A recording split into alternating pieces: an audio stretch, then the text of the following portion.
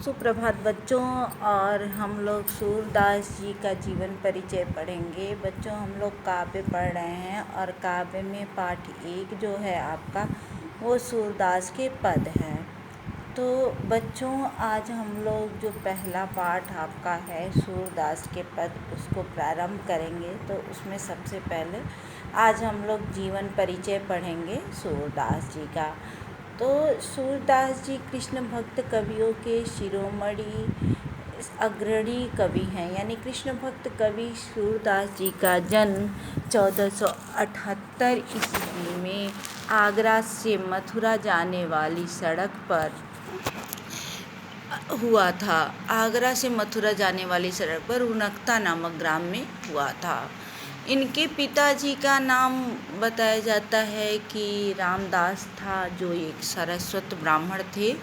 और वो एक सरस्वत ब्राह्मण जो थे रामदास जी। तो सूरदास जी के बचपन में ऐसा विद्वानों में बहुत मतभेद है। कुछ विद्वान कहते हैं कि सूरदास जी जो थे वो बचपन से अंधे थे, इनको कुछ भी दिखाई नहीं देता था। लेकिन कुछ विद्वान ऐसे थे जो ये मानते हैं कि अगर सूरदास जी बचपन से ही अंधे रहते, इन्होंने कृष्ण के चाहे किसी भी बच्चे की बाल लीला को देखा ही नहीं होता, तो इसका बड़ा ही इतना सुंदर मनोरम वर्णन कि जो लगता है कि स्वतः अनुभूति हो रही है, इस तरह से इन्होंने वर्णन किया है अपनी कविताओं में, तो वो करना असंभव रहता है। यानी कुछ विद्वान तो इन्हें जन्मांध मानते हैं और कुछ विद्वान ऐसा है कि इन्हें जन्म से अंधा नहीं मानते हैं। लेकिन नाम से तो यही प्रतीक होता है कि सूरदास, सूर्य यानी अंधे हैं।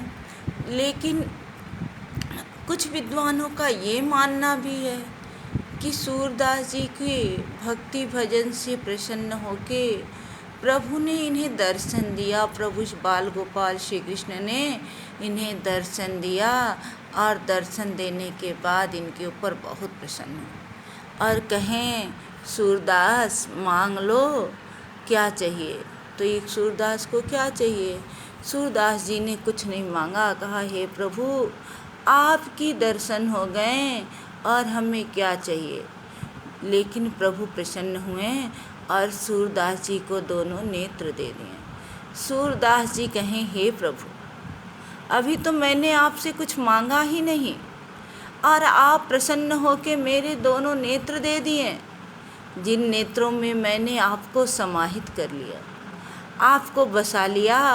हे प्रभु अब ऐसी इच्छा नहीं है इस दीन की कि ये आप के अलावा किसी अन्य को देखे। इसलिए हे प्रभु, अगर आप मुझे कुछ देना चाहते हैं तो मेरी एक मनोकामना पूर्ण कर दीजिए कि जिन नेत्रों से आपको देखा हूँ उन नेत्रों से मैं किसी और को ना देखूं। जिन नेत्रों में आप आके बस गए उस नेत्रों में कोई अन्य ना बसे। इसलिए हे प्रभु इन नेत्रों की ज्योति लेके चले जाओ। और इस तरह से लोग बताते हैं कि साक्षात प्रभु ने सूरदास जी को अपना दर्शन दिया था और उस कृष्ण के अलावा सूरदास जी किसी को देखे नहीं थे। तो बच्चों, सूरदास जी के जन्म के बारे में बहुत ज़्यादा कोई डिटेल जानकारी नहीं मिलती है, लेकिन ऐसा बताया जाता है कि एक दिन सूरदास जी गौ घाट पर बैठे हुए थे और गौ घाट पे बैठ के कुछ भक्ति के पद गा रहे थे। तभी उस समय वल्लभाचार्य जी हुए थे। वैष्णव संप्रदाय के बहुत बड़े संत थे वल्लभाचार्य जी। और वल्लभाचार्य जी अपने कुछ शिष्यों के साथ उसी मार्ग से जा रहे थे। वो वहीं ठहरे हुए थे, विश्राम कर रहे थे गौ घाट पे। और सूर अपने मस्त मौला अंदाज में भक्ति के पद गाए हुए जा रहे थे। बड़े प्रसन्न हुए वल्लभाचार्य जी इनके भक्ति के पद सुनकर और कहा, हे सूरदास जी आप कृष्ण भक्ति के पद गाइए। उसी दिन से वल्लभाचार्य को सूरदास जी ने अपना गुरु स्वीकार कर लिया और अपना पूरा जीवन कृष्ण भक्ति के पद गाते गाते कृष्ण के भक्ति में डूबकर बिता दिया।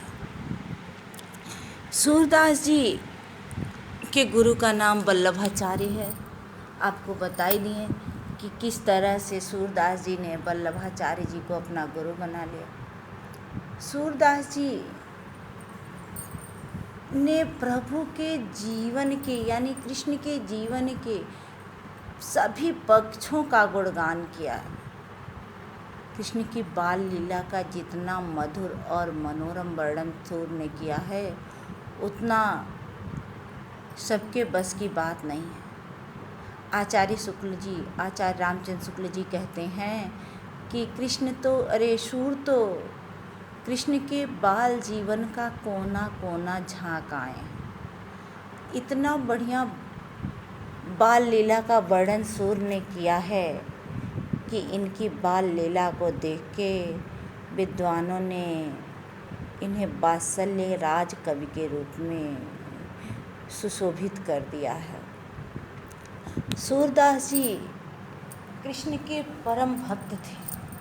इनका पूरा जीवन कृष्ण के भक्ति पदों में ही बीता। सूरदास जी की जो रचनाएं हैं वो सूर शरावली, सूर सागर और साहित्य लहरी है। इनकी रचनाएं, संपूर्ण रचनाएं कृष्ण भक्ति से ओतप्रोत हैं, जो कृष्ण भक्ति में लीन होके अपने जीवन को वैकुंठ धाम में की तरफ अग्रसर करती हैं। सूरदास जी